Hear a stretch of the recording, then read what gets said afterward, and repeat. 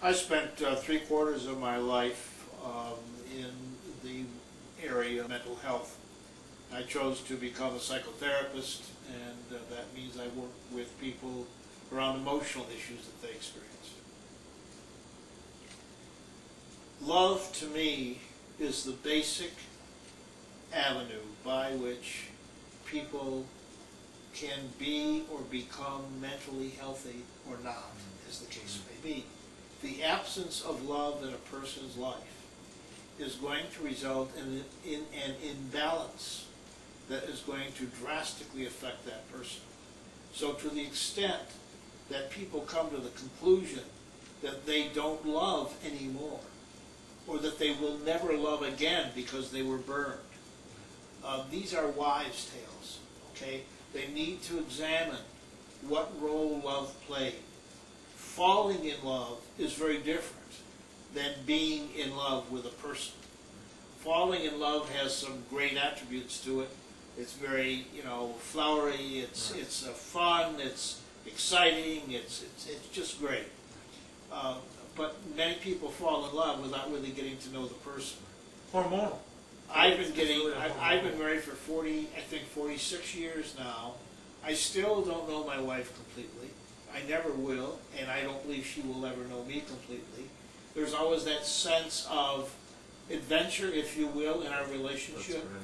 But the love we have transcends the falling in love piece. The love we have runs so deep, and there are disagreements that we have, there are good times that we experience.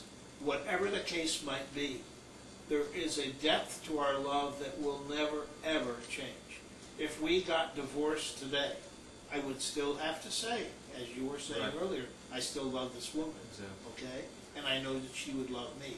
And if we're getting up in age, but if something happens to me or her, it's going to be a fantastic loss.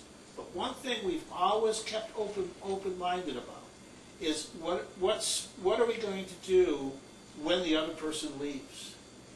Okay, how are we going to handle that? The more we can talk about it, it seems the more prepared. In fact, I think it really results in developing skills, to go back to your original point, that helps us to somehow look to the future without that fear, that dread, that sense of emptiness, that sense of loneliness, that sense of we have a plan, we can implement a plan, we're still a whole person. Okay, we may or may not choose to become involved with another person. We don't know that, but at least we're trying to do what we can to keep ourselves whole and emotionally stable within ourselves and with each other. That's very important. And I think it's very smart. I think a lot of people they say, well, we don't want to think about that because that's looking at the negative, that my wife or husband is gonna pass on. And I don't view it that way. You can view it as you're helping each other really for a future event that's going to happen. I mean, that's really what you're doing, is you're guiding and helping each other be prepared to a future event. You're not thinking about the negative, you're thinking about the positive of preparing each other for that occasion. Get you both with all the skills that you need, and sure, it's going to be, a tragedy. I mean, it's going to be something that's going to be very emotional for everyone, but especially for, probably in that time, 50, 60, 70 years of marriage.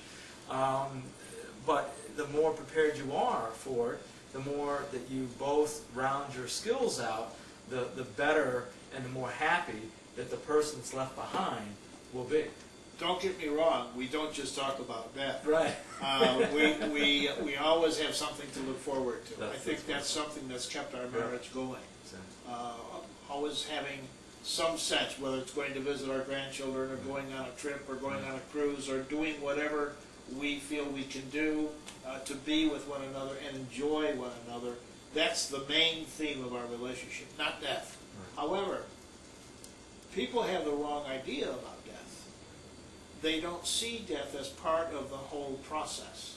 As they look at birth, part of life. As they look at birth with such enthusiasm, they don't see death as being something that's going to be a conclusive end result of that birth, and it affects us all, Right. no matter how long or short you may live. Right. Okay, so to the extent that we can rationally approach that, as I was trying to describe earlier, and you commented rightly so in what I had to say, I believe, the sense of keeping that open-ended, open-minded, if you will, so that we can begin to do whatever we need to do. Just as I was talking about people in a divorce situation, knowing long before the divorce takes place what's going to happen and how they can train themselves, help themselves, develop skills to deal with that, so do we, as we grow older, need to, and who may still be married or living with a significant other, need to develop the skills that are going to help us deal with the ultimate, which is death. Yeah, and I think that's very true. I think if we not only look at the skills, but we also look at our belief systems, and you know, and some people say, well, I believe this because this is true, and for myself, I always look at, and I always teach my students that beliefs are something that most of the time we can never prove. We almost can't prove anything to be positively the truth. And I think really we look at our belief system and say, well, how are they working for us? How do they make us feel? How do they make us function in this moment, you know, in this life? How does it help us function? And if you're afraid, if you look at death or you look at divorce as the end of the world, and you look at it as this horrible thing, then you're going to have a lot of fear, and you're not going to live in the moment as best as you could, and enjoy your life as much as you could, if you had the belief of looking at change is not death, but a new birth. Looking at death is not death, but a rebirth. I mean, and if you look at anything, you can look at similarities. You look at birth. When you're born, you know, what happens? You have a little pain, you see a tunnel of light. Right? When you're born, the female canal, you see light and you have a little pain. What happens when you die?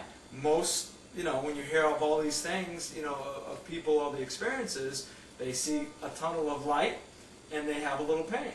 And I think if we look at it that way, if we look at change, not just death, but change with the divorce and everything, as a rebirth, as a new chance, a new opportunity to experience something different, and to embrace that experience, and really get out of every experience, whether it's birth, death, change, really embrace the change. I would like to do a whole segment on change with you at some future point, but I'd like to comment, if I could, on the issue of how well we can adjust.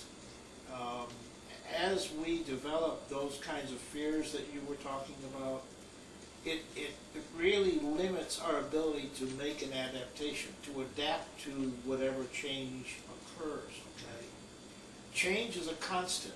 It's going to happen in life. It's going to happen. Okay, and we don't know what or how it's going to happen, Right. but we know it's going to happen.